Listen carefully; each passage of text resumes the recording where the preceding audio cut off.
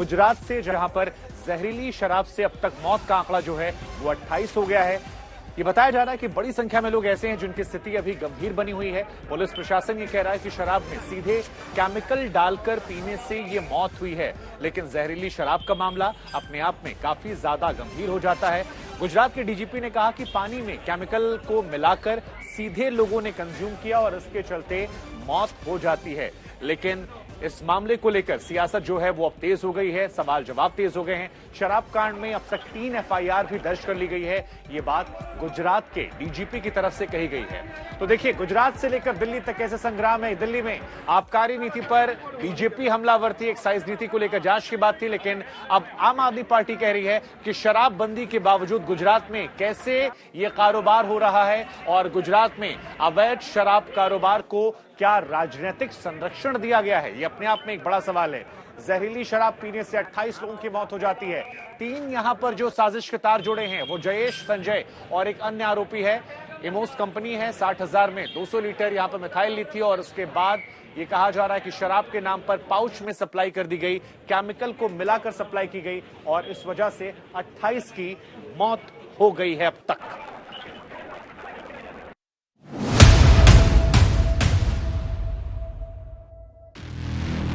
गुजरात में जहरीली शराब कांड। जहरीली शराब पीने वाले 30 लड़ रहे मौत से। पुलिस की केमिकल थ्योरी गले से नहीं उतरी।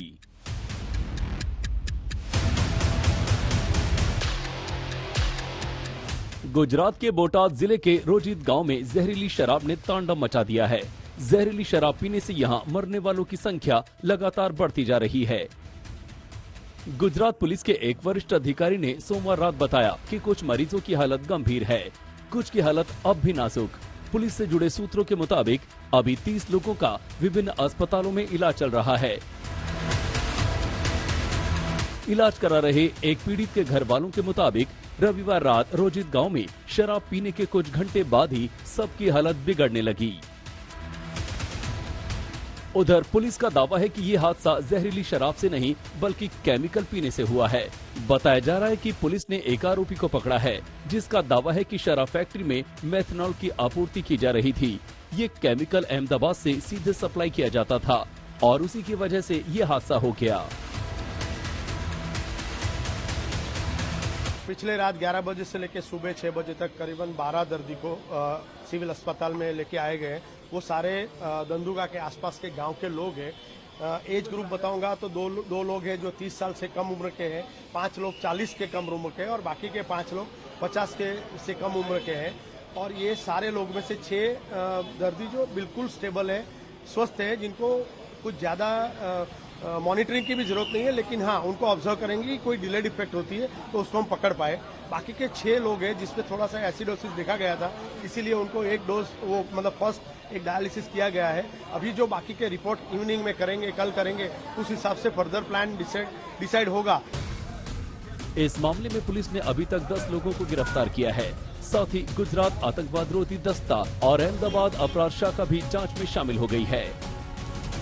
ज्यादातर लोग भावनगर में सर तकसीम जी अस्पताल में भर्ती हैं। उनमें से कुछ की हालत नाजुक है। पुलिस ने बताया कि इस सिलसिले में दुर्घटनावश मौत का मामला दर्ज किया गया है और कुछ लोगों को पूछताछ के लिए हिरासत में लिया गया है।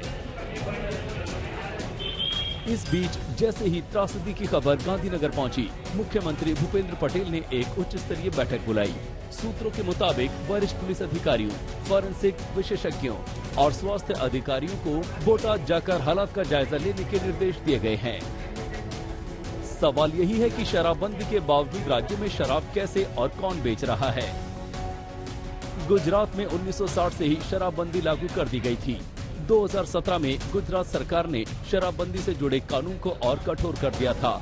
कोई गैर कानूनी तरीके से शराब की बिक्री करता है तो उसे 10 साल कैद और 5 लाख रुपए जुर्माने की सजा हो सकती है। गुजरात में शराबबंदी के बाद इस जहरीली शराब कांड को लेकर अब सियासी दावपेच और आरोप का सिलसिला तेज हो गया है। प्राथमिक जो बात सामने आई, इसमें 3 से ज्यादा लोगों की मौत हुई है। बहुत चिंता का विषय है। गांधी सरकार के गुजरात में नशाबंदी का कानून भाजपा की भ्रष्ट सरकार की वजह से कागज पे है। भाजपा की इच्छा शक्ति का अभाव है या सोच समझ के भाजपा ऐसे असामाजिक तत्वों को बेरोक-टोक दारू का धंधा रोजगार कर सके, इसके लिए ये पूरी व्यवस्था को छीन-बीन कर रखी है। राज्य में शराब की बिक्री पर पाबंदी है। ऐसे में इस शराब कांड ने संतरी से लेकर राज्य के मंत्री तक सभी को सवालों के घेरे में लाकर खड़ा कर दिया है। गोपी मणियार, अहमदाबाद, आज तक। गुजरात के अंदर गुजरातियों को शराब नहीं मिलती है, वो ड्राई स्टेट है, बाहर से जाने वालों को मिल जाती है, लेकिन जिनकी मौत हुई है वो गुजराती हैं। कई सारे सवाल खड़े होते हैं। सही बिल्कुल शुभांकर, और आइए सीधे हम बोटाड लिए चलते हैं, जहां पर हमारे संवाददाता सौरभ वक्तानिया इस वक्त पहुंच चुके हैं और यहीं पर यह घटना हुई है। सौरभ, शराबबंदी है ना गुजरात में, तो शराबबंदी के बाद इतनी भारी तादाद में वहां पर अवैध शराब बन रही है और वो भी जहरीली, क्या कर रहा था पुलिस प्रशासन अभी तक? जी सईद, अगर जो मैं आपको बता दूं तो पुलिस प्रशासन कुछ भी नहीं कर रहा था। जिस गांव में इस वक्त हम मौजूद है, रोजित गांव में, यहाँ पर सबसे ज्यादा लोगों की मौत हुई है और यहाँ की आप सीधी तस्वीरें देखिए कि किस तरीके से परिवार पूरी तरीके से उजड़ गए हैं, बुरी तरीके से महिलाएं रो रही है और एक ही परिवार में से मैं आपको बता दूं 2-2, 3-3 लोगों की मौत हुई है और हालत इतने ज्यादा खराब है सईद कि आपको मैं बयान नहीं कर सकता। यहाँ के जो सरपंच है जिगर, उससे भी मैंने थोड़ी देर पहले बात की।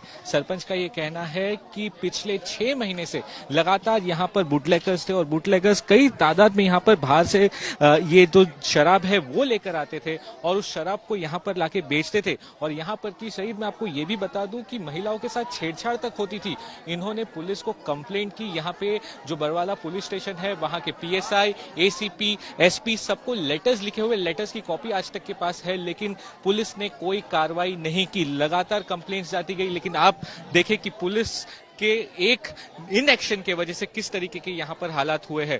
और पूरे गुजरात के हिस्से की बात करूं यहाँ के, मतलब कि 28 लोगों की अभी तक मौत हुई है, लेकिन और भी 9 से 10 लोग ऐसे हैं सही जिनकी हालत बहुत ही ज्यादा गंभीर बताई जा रही है। आप देखिए गांव की तस्वीर देखिए कि ये एक घर है, उसके पास ये दूसरा घर है, वहां पर भी मौत हुई है। यहाँ पर मतलब एक मैं आपको बात ऐसे बताना चाहूंगा कि जो घर में आप जाओगे वहां पर किसी ना किसी की मौत हुई है और इस तरीके के हालात पूरे गांव में मातम पसरा हुआ है। थोड़ी देर पहले मैं शमशान भूमि गया था सईद और वहां पर एक साथ 6 जो लाशें हैं, मतलब 6 बॉडीज की अंतिम विधि हो रही थी और मतलब हम बयान नहीं कर सकते उस तरीके के बुरे हालात थे।